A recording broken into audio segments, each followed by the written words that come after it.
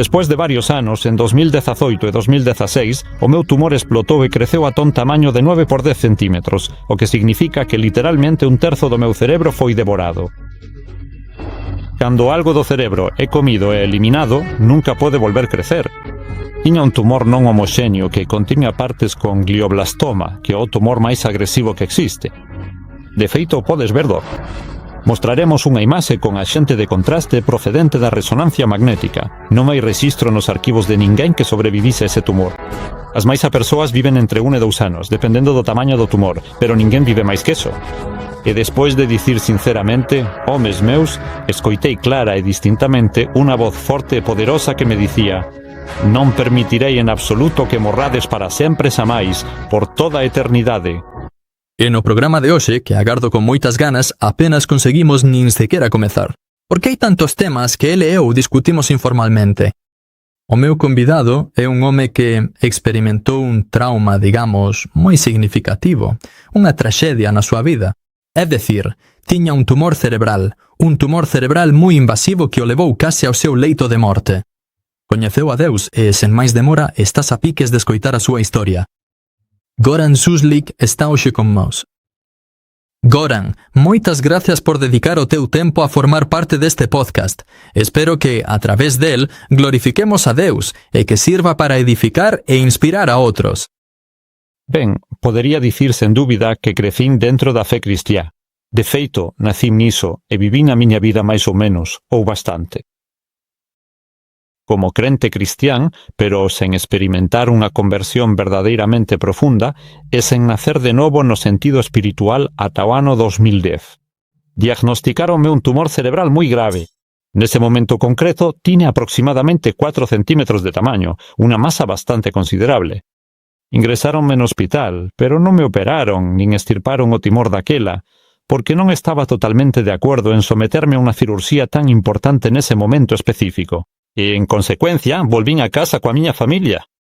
Foi precisamente entón cando nós, como familia, comezamos a rezar fervorosamente a Deus para que me curase milagrosamente. E pouco a pouco comecei a sentirme moito mellor, experimentando unha mellora gradual no meu estado de benestar xerais. E entón, a medida que empecei a sentirme mellor, de algún xeito comecei a perder a miña conexión con Deus. E ademais diso, case comecei a sentir que non fora Deus que me axudara, senón que estabas a grazas ás miñas propias accións. Cambiei a extractos de arbas. Abandonou a carne, o leite e todos os produtos industriais de orixe animal. Estaba a seguir a profundidade da terapia axeitada, a nutrición natural, os extractos de ervas, sen vitaminas nin minerais falsos, que en realidade son prexudiciais e se usan nas tendas de alimentos saudables de hoxe en día. De feito, prexudican o corpo humano. O noso corpo só pode utilizar substancias vegetais, só preparacións que sexan verdadeiramente extractos de varios tipos de plantas. E despois funcionan como deberían. Hai moito do que falar aquí, pero non entraría niso agora. Por exemplo, como te sentías exactamente no ano 2010, ese ano en particular? Experimentou algunha dor de cabeza ou molestias importantes nese momento? Era unha dor de cabeza constante, algún tipo de migraña? Como chegache sequera ao punto de decir, «Ei, quero ir ao médico para que me revise isto»? Pois desmaieime de súpeto. E logo leváronme inmediatamente ao hospital en ambulancia. E alí, tras facerme unha exploración, descubriron que tiña un tumor cerebral importante, duns 4 ou 5 centímetros de tamaño. Entón, de inmediato, quixeron quitar absolutamente todo de vez, pero afortunadamente a miña querida muller protestou con forza e finalmente non o permitiu. Así que abriron o meu cráneo con moito cuidado. E logo, despois de facelo, quixeron chamaron inmediatamente a miña muller para pedirlle con insistencia o seu permiso explícito para quitar absolutamente todo. Ela negouse rotundamente, así que pecháronme con moito cuidado e simplemente deixáronme alí. E segundo a súa valoración médica, eu elixira conscientemente non seguir vivo, o que foi unha realización profunda e difícil.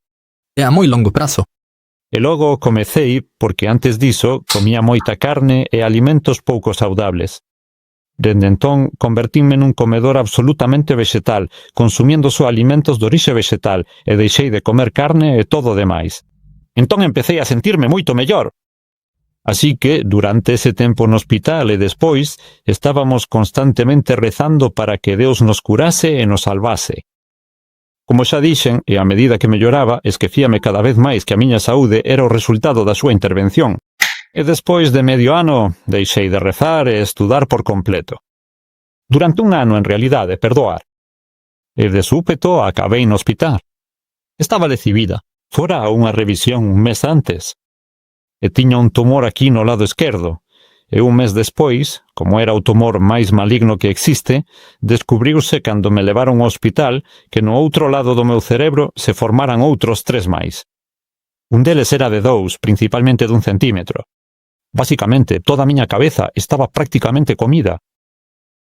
E lembro moi ben, de verdade. O persoal do hospital díxome con bastante claridade que simplemente non podían axudarme.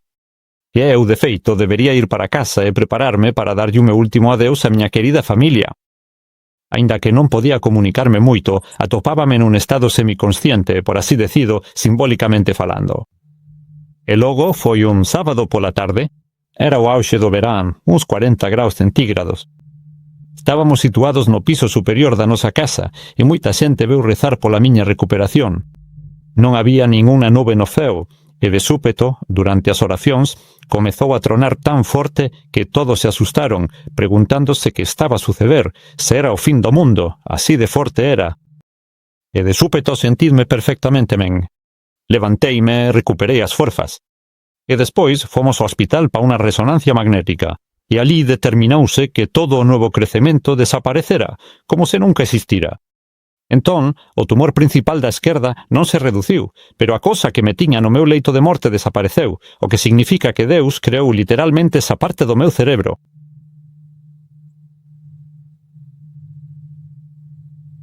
En 2010, determinouse que tiñas un tumor cerebral dun 5 a 6 centímetros de tamaño. Durante ese período, despois de coñecelo, cambiastes a unha dieta baseada en plantas.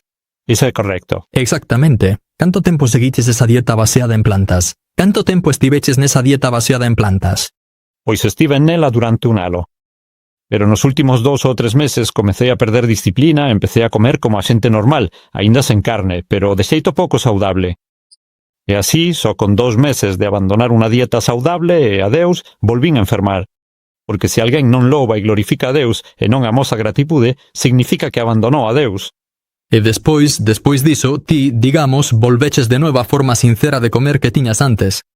Entón, cando Deus realizou outro milagre, comecei a facer as cousas do xeito correcto de novo. Pero iso tamén era como, debería expresalo de forma adecuada e precisa nun estado bastante profundo de, ya sabes, certo tipo de sentimento. Flutuacións. Eu estaba nunha curva fluctuante e bastante inestable. Non era realmente estable. Traballei con dilixencia para Deus e advertín a xente constantemente, pero non foi na súa totalidade. E despois nuns cantos anos significativos, concretamente no ano 2018 ou en 2016, o meu tumor explotou e creceu ata un tamaño de 9 por 10 centímetros. Así que un terzo do meu cerebro foi literalmente devorado, e cando algo do cerebro é comido e eliminado, non pode volver crecer. Porque as células nerviosas non medran, non se multiplican, polo que si se elimina, elimínase. Entón, cando foi iso? En cana foi? O 2019. En 2018, ti, ese foi, digamos, ese punto de inflexión para min, non sei? Dime, na túa vida privada, tiñas medo á morte? Pensaches miso? Que pensamentos te pasaban máis pola cabeza nese momento? Pois neses momentos finales, antes de, chamémolle morte, que era o que se supuña que ia ser, foi cando estiven máis preto de Deus. Así que, durante ese tempo tan particular e difícil neses anos, tiven crises epilépticas realmente graves, porque unha terceira parte moi significativa do meu cerebro estaba completamente suprimida. O meu cerebro estaba sometido a tal presión. O tumor, como se pode ver nas imaxes que amosaremos despois, desplazou a outra metade do meu cerebro por 2 centímetros ou máis. Por suposto, existen diferentes fontes de convulsións epilépticas, mesmo no contexto espiritual dunha batalla entre dous bandos, pero se algo ten unha causa anatómica, como foi o meu caso, entón non se trata dese aspecto, senón literalmente de que o tecido cerebral sexa destruído. e pola inmensa presión sobre o resto do cerebro, que era duns 2 a 3 centímetros agonizantemente grosos, era absolutamente terrible, como si alguén che cravara deliberadamente un cable eléctrico de 230 voltios, non só de 12, senón uns potentes 230 voltios directamente no oído, e sinceramente nin sequera podo describir axeitadamente o efecto absolutamente atormentador e insoportable. Mesmo se estivese completamente cheo de odio e quixese de verdade inflixir semellante sufrimento a outra persoa, nunca, xamais, yo desexaría a ninguén, nin sequera unha figura como Hitler. Raramente se experimenta tal tormento. Falei con xente, pero ninguén pasou por sensacións tan horribles. Como un cable de 220 voltios que envía electricidade a través de ti, literalmente esgazándote. Entón, estabas no teu leito de morte, fronte ao final da túa vida. Che, Como foi esa época? nunca estive máis preto de Vemos. Entón mesmo antes dese profundo momento no leito de morte. Quizáis 2 meses inteiros antes, cando xa me volvera increíblemente débil e frágil, só podía dar uns 20 ou 30 pasos, sentíndome cada vez máis débil con cada día que pasa. Pero estaba tan íntimamente preto de Deus que a perspectiva da morte non me asustaba o máis mínimo.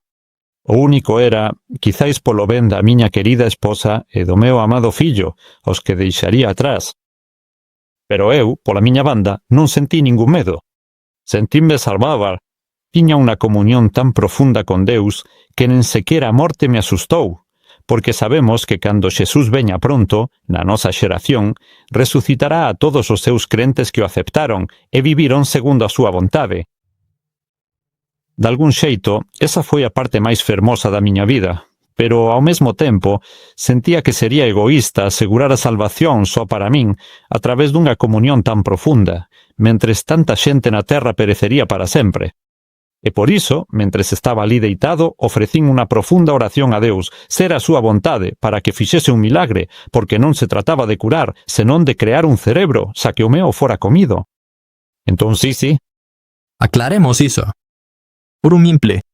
Entón, cando un tumor maligno chega á fase avanzada na que, por desgraza, chegou o teu neses últimos días críticos, simplemente non hai unha cura eficaz.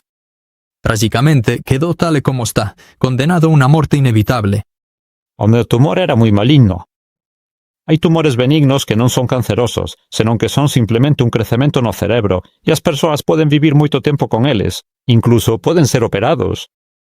Pero o meu era de 3º e 4º de primaria e non era homoxéneo. Que significan 3 e 4? Ben, hai 4 graus de tumores. Entón, o primeiro é un tumor benigno, que é como unha cicatriz, e podes extirpar cirúrxicamente. Se se fai a tempo, pode sobrevivir, pero canto maior sexa a cualificación, máis imposible será curar o paciente.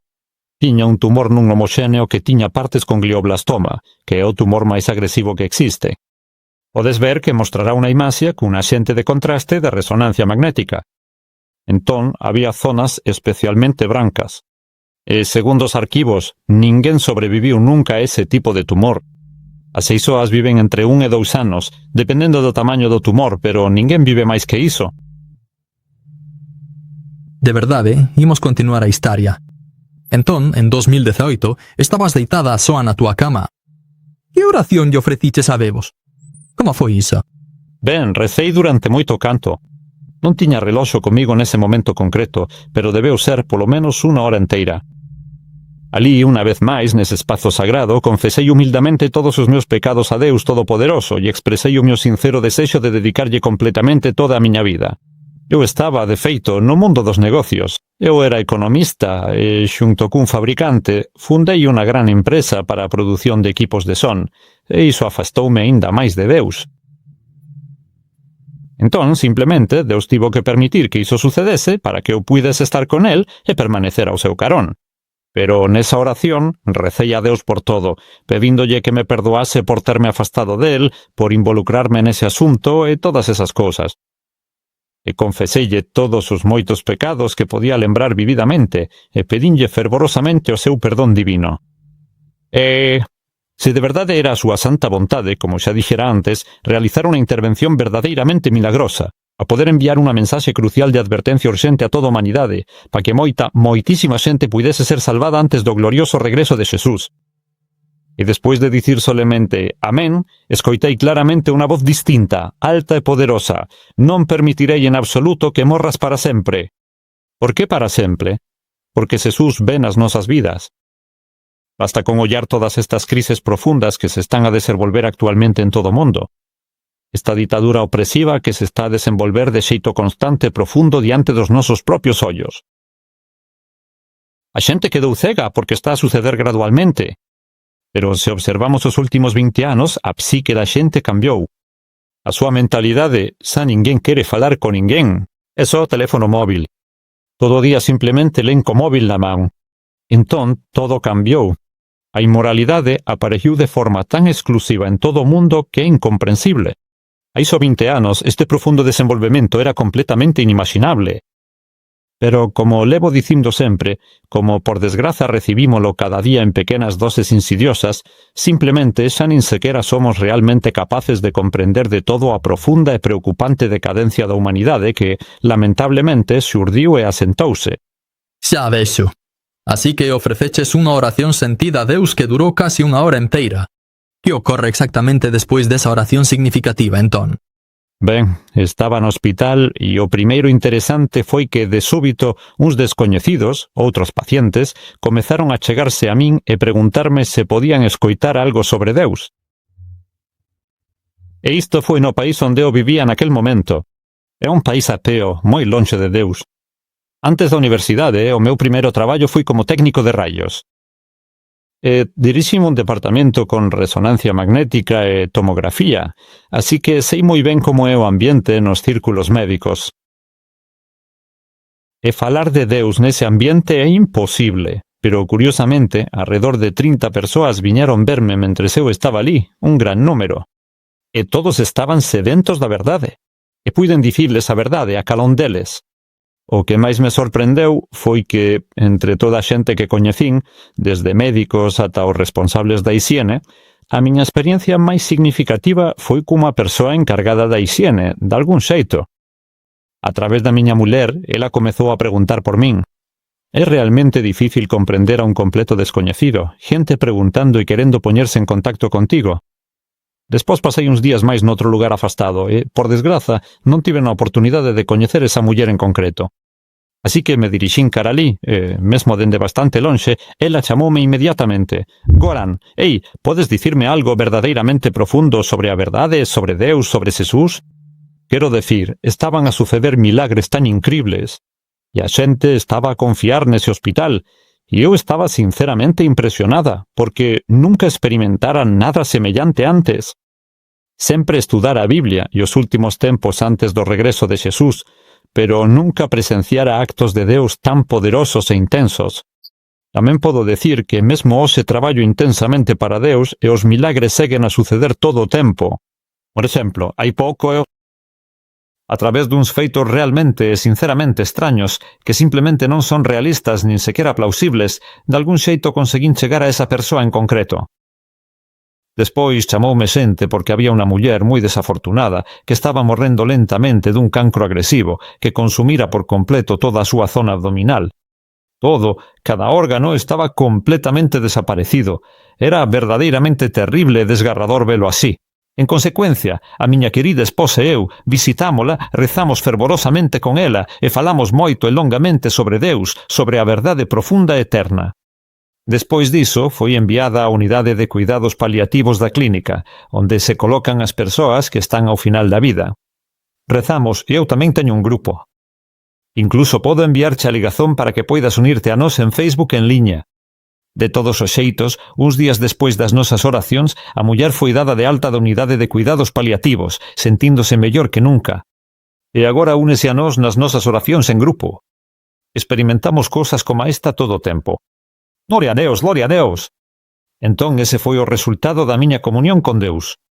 Mesmo antes dos 18 anos, traballei para el en varias fases, pero desde entón dediqueille por completo miña vida. E, en consecuencia, moitísima xente atopou de verdade a Deus. Non por ningún poder propio, senón precisamente porque lle entreguei a miña mente a Deus, para que puidese pronunciar esas profundas palabras a través de min, non de min mesma, senón mediante a súa guía divina. Gloria a Deus. Gustaríame que volvésemos un pouco a túa experiencia. Despois de rezarlle a Deus esa oración dunha hora, que pasou co cancro? Que dixéramos médicos? Que aspecto tiveron as exploracións despois? Ben, mentres eu estaba no hospital, abriron de nuevo, xa sabes, para ver que se podía facer. E despois pecháramo. Extraeron aproximadamente 1,5 cm do tecido para analizalo, onde só descubriron que era de estadio 4. Iso significa o tumor máis maligno que existe, un que ni sequera existe nos arquivos. Pode que sempre haxa entre miles de millóns de persoas alguén que sobreviviu a algo. Igual que coas bombas no Xapón, hai xente que sobreviviu incluso a 400 metros. Pero en circunstancias normais non hai rexistro nos arquivos médicos de ninguén que sobrevivise a isto. Porque é máis rápido, e nin sequera con terapias naturais. Son defensor da terapia natural con extractos de ervas, non desas supastas vitaminas e minerais que se venden nas tendas bio, onde a xente só fai cartos. Pero nesas tendas tamén hai estes extractos. Por exemplo, o extracto de calcio faise dunha certa planta do océano e ten que ser dunha sustancia viva, porque logo todo está moi finamente moído. Entón, o que quero decir é que apoio esa medicina herbal clásica, que vai moito máis fondo do que temos hoxe, onde a xente non se decata de que todo vai do diñeiro. Pero, para volver á pregunta orixinal, despois daquela experiencia verdadeiramente abraiante, levanteime da cama moi rápido e xestionei todo de xeito eficiente. A xente seguía chamándome insistentemente, querendo falar comigo mentras aínda estaban nas súas camas. Mesmo as enfermeras dedicadas que entraban na habitación para comprobar como estaba. Foi todo realmente bastante interesante e, dende logo, unha época para lembrar. E logo, non sei, os médicos non podían crer que estivese tan ben. Así que me retiveron un pouco máis do que tiñan previsto ao principio. Pero despois duns bons 10 días, deronme alta oficialmente e fun inmediatamente para casa coa miña familia querida, sentíndome moito mellor e aliviado. Naquel momento, vivíamos nunha aldea de montaña e fomos facer unha camiñada de 10 kilómetros polas laveiras. E antes diso, nin sequera podía camiñar 10 metros, pero despois do milagre de Deus, fixen unha camiñada que durou máis de 3 horas subindo e baixando polas laveiras. Deus realmente fixo un milagre inimaginable. Iso é o que podo dicir, e todos os médicos están de acordo comigo. Víronme os mellores médicos porque non entendían o que pasara. Un médico díxome, sabes, señor, Deus non existe e os milagres non suceden. Déxeme dicirle algo a Lura. Como o seu tumor desapareceu, en realidade non desapareceu, porque non pode esvaecerse así sen máis. Mais ben, o seu corpo de algún xeito envolteuno e agochouse entre as células. Deus non existe, os milagres non existen, así que é só unha posibilidade evolutiva. Así que o corpo atoupou unha maneira de envolver ese cerebro para que a función, quero decir, e os médicos teñolles moito respeto porque están moi ben formados e estudan o dobre ca aqueles de nós que fixemos carreiras normais. Pero como médico, unha persoa ten que usar a súa propia mente, porque a industria farmacéutica controla o proceso universitario e bombardea os estudantes con información falsa para poder vender os seus medicamentos. Pero compre salientar que os médicos son necesarios na medicina natural. Temos moita xente que chega ao extremo e di que non necesitamos ningún médico. O verdadeiro equilibrio é usar e filtrar ambos os lados. Iso é exactamente o que realmente aconteceu. Os médicos quedaron bastante abrallados, algúns recoñeceron a verdad, e un dos médicos dese grupo. Foi unha membro importante do noso grupo de oración durante un longo período de tempo. Así que, de feito, agora que estamos a falar de médicos, acabo de lembrar que tiña unha amiga coa que era moi achegada. Ela era médica e tiña a súa propia consulta de medicina natural. Era unha profesional médica moi oficial. Pero estaba involucrada na relixión da nova era, onde se empregaban métodos que viñan do outro lado. E logo, dun xeito milagroso, Deus conectounos a través da súa nai, que era atea e escoitara falar da miña experiencia de curación. E despois ela tamén quería que falásemos do seu caso, e así foi. Como dis, é unha enfermidade na que os nervios se deterioran e axiña non podes camiñar, te debilitas cada vez máis, finalmente nin sequera podes abrir a boca e morres. Basicamente é incurable, non hai xente que se recupere del. E mesmo naquel entón, Deus estaba a protexela, mesmo antes de que nos coñecese. Aínda que ela estaba metida no New Age, a súa enfermidade avanzou bastante a modo durante 10 ou 15 anos, o cal non é habitual, pero Deus estaba preparándoa porque sabía que chegaría a coñecer a verdade. E logo uniuse a noso grupo, e máis adiante, non vou entrar agora en moitos detalles, pero basicamente falamos moito sobre a verdade, sobre a religión e demais. Había moitos obstáculos, Satán estaba a tentar detela, e agora é unha muller moi fiel a Deus. E hai só 2 ou 3 meses eliminárono todo. Volveu á normalidade física, aínda que eses nervios foran destruídos, todo se restaurou e agora, con 68 anos, camiña como se fose un adolescente. Gloria a Deus, gloria a Deus! Dime dende o momento en que rezabas ata a curación completa, canto tempo levou iso?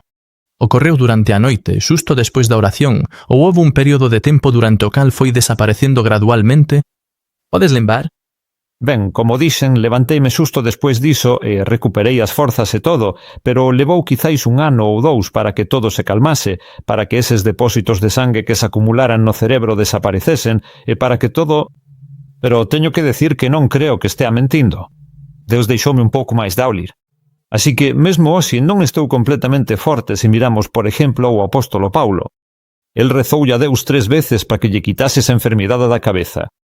E Xesús díxolle, como lemos na Biblia, xa me pediches bastante, non me volvas pedir máis por iso. Así que moitas veces Deus deixa as persoas co sufrimento para que non se volvan orgullosas. Como xerente pode que tivese a tendencia a desenvolver orgullo, e é por iso que Deus simplemente me deixou así. Levoume a todas partes, pero en última instancia, así mesmo é a humildade.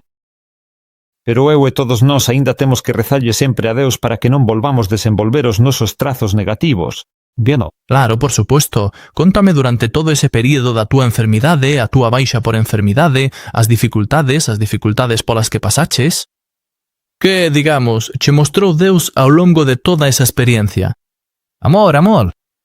Que tipo de vida lemadas? Antes diso? Vivín a vida media dun cidadán común, non estiven involucrado en delitos nin en nada particularmente malvado. Pero a situación é tal que, ante Deus, os criminais adoitan estar máis preto del e da salvación. Que a xente que se refriou, aqueles que coñecen a Deus se refriaron cando miramos. Lembremos o ladrón que estaba xunto a Xesús na cruz. El foi salvado, pero todos aqueles xudeus que o mataron, que estaban preto de Deus, non foron salvados.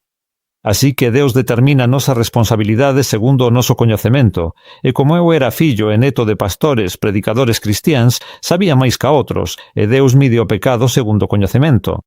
Así que aqueles que non saben nada, que nin sequera escoitaron nunca que Deus existe, serán salvados segundo o seu carácter e o coñecemento que tiñan.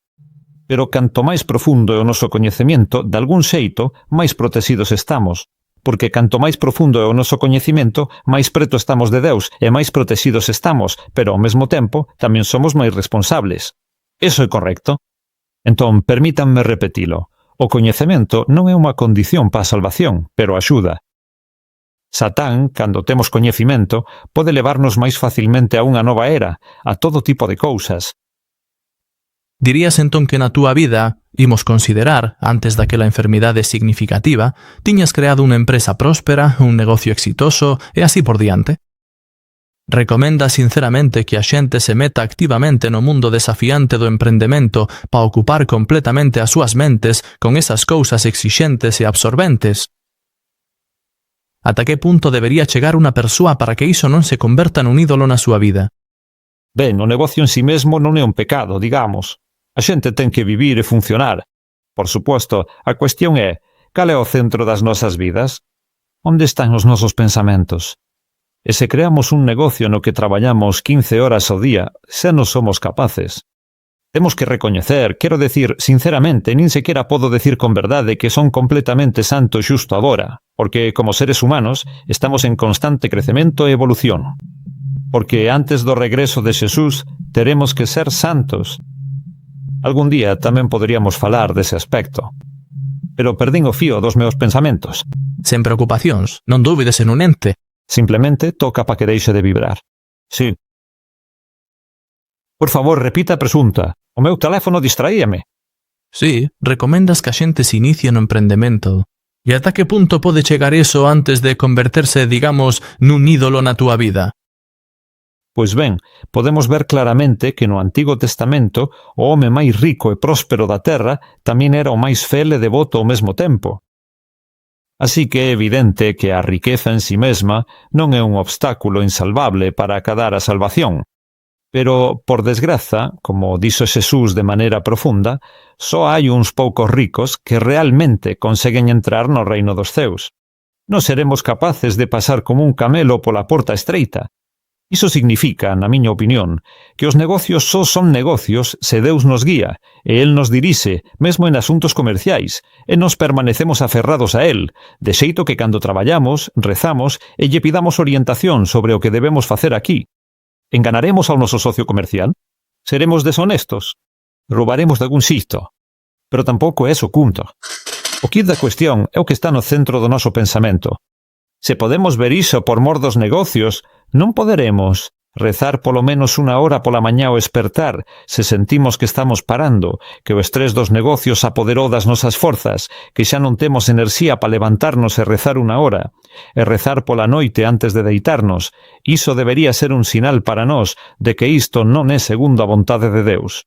Curaches-te completamente desa experiencia. Hoxe é 2025, e digamos que pasaron uns 4 ou 5 anos desde que te liberaches diso. É certo iso? Quizáis incluso máis. Eso foi 20 e 18. Non, son 20 e 25. Esos son 89 anos. Como te sentes alora? Creo que os espectadores acharían iso moi interesante. Tes algún problema de saúde que leves dese período? Ben, síntome máis débil. Quero decir, como diría eu, non son o apóstolo Paulo, nin son un profeta, só para que me entendades.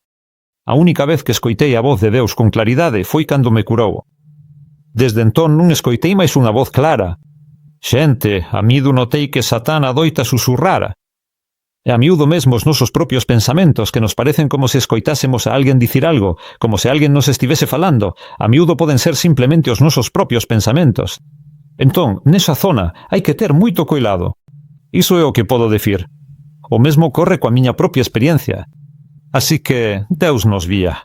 E cando estamos preto del, finalmente chegamos a escoitar as súas palabras. Pero Satán ponos vímicos. Lembremos, por exemplo, ese momento crucial, cando, como se chama, o descendente directo de Abraham da liñaxe de Esaú, Xacob, cando loitou famosamente con Xesús, a Biblia afirma explícitamente que foi un anxo.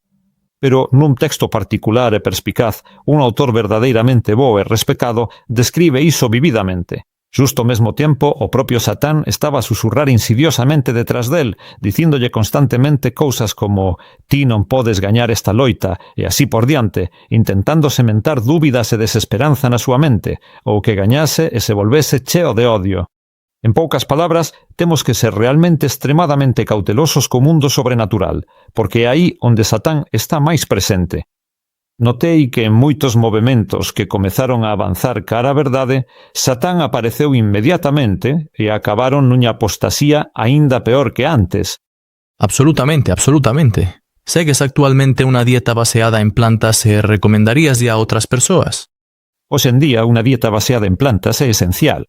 Só diría unha cousa, aínda que estou totalmente en serio, eu non consumo produtos animais. As plantas de hoxe en día, sobre todo se non as cultivas no teu propio xardín, na túa propia terra, están moi esgotadas. E que, ao mesmo tempo, estamos obrigados a consumir ovos. Os ovos son realmente o único produto animal que contén, non só carne, non só algo madurado, senón absolutamente todo o necesario para o sustento da vida de xeito que un ser completo poida desenvolverse plenamente a partir diso. Entón, hai unha concentración completa ali.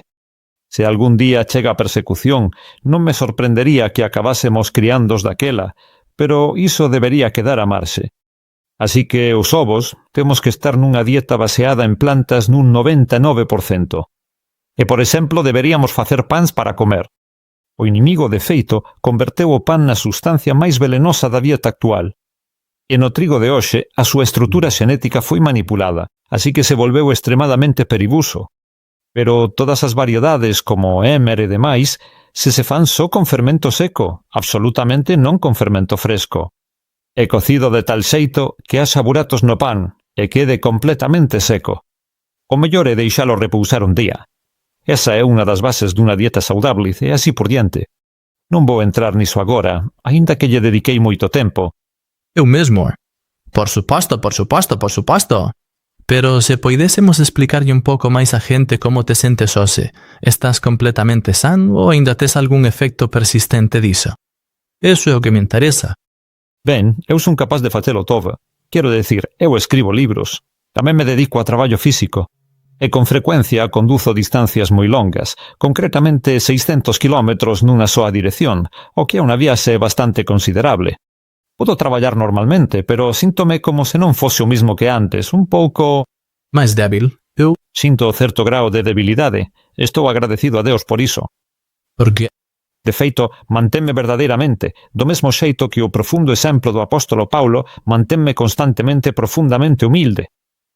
A que nunca me volva arrogante e acabe por desviarme de Deus. Me azas? E por iso.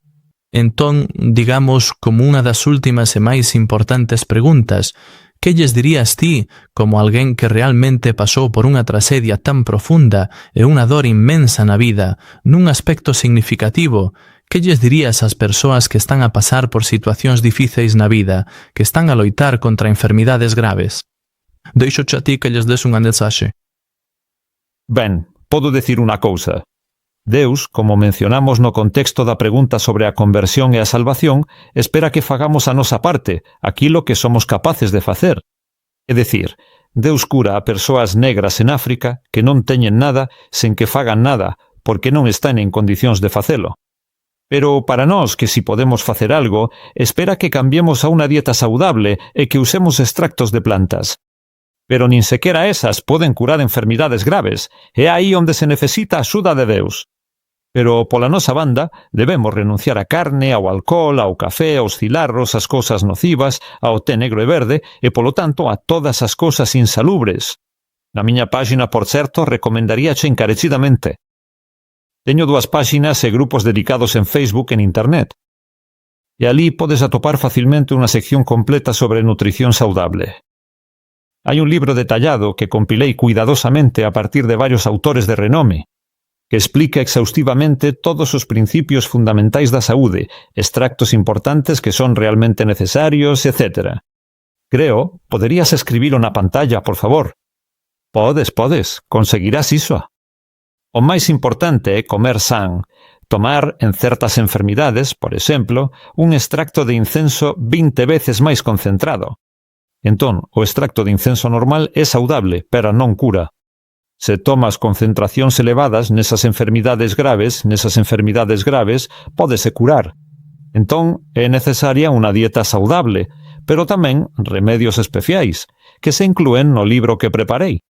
E cando se toma todo iso, é posible recuperar a saúde mesmo nas etapas finais. E Deus fai o resta. Por suposto. Entón, tamén recomendarías que fagamos todo o que dependa de nós, na medida do posible. Todo, eso depende de nós. Todo o que depende de nós é a oración a Deus, a entrega constante a Él, eso. Novo nacemento, e iso maniféstase. Só podo facerlle unha pregunta a Alvin. Se ves a alguén que te odia, que te ataca, que che fai dano en varios ámbitos, incluso nos negocios, e ti sentes odio cara a esa persoa, iso debería ser un sinal para que comeces a rezar a Deus para que che dé a plenitude de amor no teu corazón. Pa que, do mesmo xeito que Xesús amou aos seus inimigos, nós tamén debamos amar os nosos inimigos. Isto non significa que debamos inclinarnos ante os nosos inimigos, pero non debemos odiar, e mesmo se o noso peor inimigo ven a nós, debemos axudalo. Goran, moitas grazas por formar parte deste podcast increíblemente perspicaz. E se me permites, sé tan atrevido como para facer unha última pregunta profunda. Obviamente, Deus salvoute desa grave enfermidade para que poida ser unha luz brillante neste mundo. Para compartilo abertamente a Él e a súa palabra divina, se esta fose a túa última intervención sentida. No planeta Terra, que mensaxe profunda quererías transmitir a toda a xente? Deus quérete, Xesús quérete. Non hai amor máis grande que o que nos dá Deus, o Pai, e o seu Fillo Xesús.